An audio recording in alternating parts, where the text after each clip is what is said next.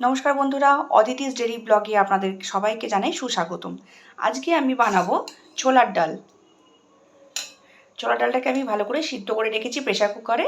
ফোড়নে দিয়ে দেবো গোটা জিরে, অল্প একটু হিং দেবো, শুকনো লঙ্কা আর তেজপাতা। আমি রান্নাটা শুরু করছি।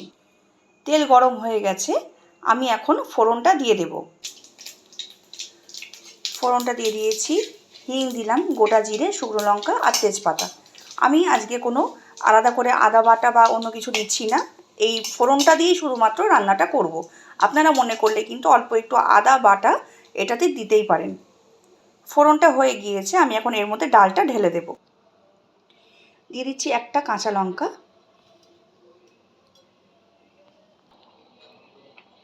ডালটা ফুটে উঠেছে, আমি পরিমাণ মতো দিয়ে দিচ্ছি লবণ আর চিনি দিয়ে দিচ্ছি।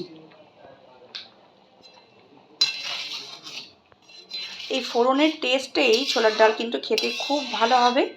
আলাদা করে কিন্তু এতে কিছু দেওয়ার আর দরকার পড়বে না, মানে আমি কোনো বাটনার কথা বলছি। বাটা মশলা না দিলেও কিন্তু খুব ভালো করেই খাওয়া যাবে, কোনো অসুবিধাই হবে না। তবে আপনারা যদি মনে করেন অবশ্যই করে এতে একটু আদা ভালো করে কষে নিয়ে দিতেই পারেন। ডালটা আমার রান্না করা কমপ্লিট হয়ে গিয়েছে বন্ধুরা। এই সময়তে আমি ফ্লেমটা বন্ধ করে দিচ্ছি। শেষ পাতে আমি যখন পরিবেশন করব সেই সময়তে একটু অল্প করে ওপর থেকে ঘি আর নারকেল কোড়া দিয়ে পরিবেশন করব।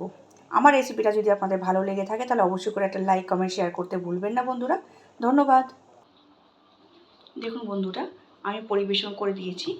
ওপর থেকে আমি গার্নিশিংয়ের জন্য ব্যবহার করেছি সামান্য একটু নারকেল কুড়ো আর হচ্ছে গিয়ে কাজু কিশমিশ দিয়ে আমি ওপর থেকে দিয়ে দিলাম সামান্য একটু ঘি। এতে কিন্তু স্বাদ আর গন্ধ অনেক বেশি বেড়ে যাবে। ধন্যবাদ বন্ধুরা।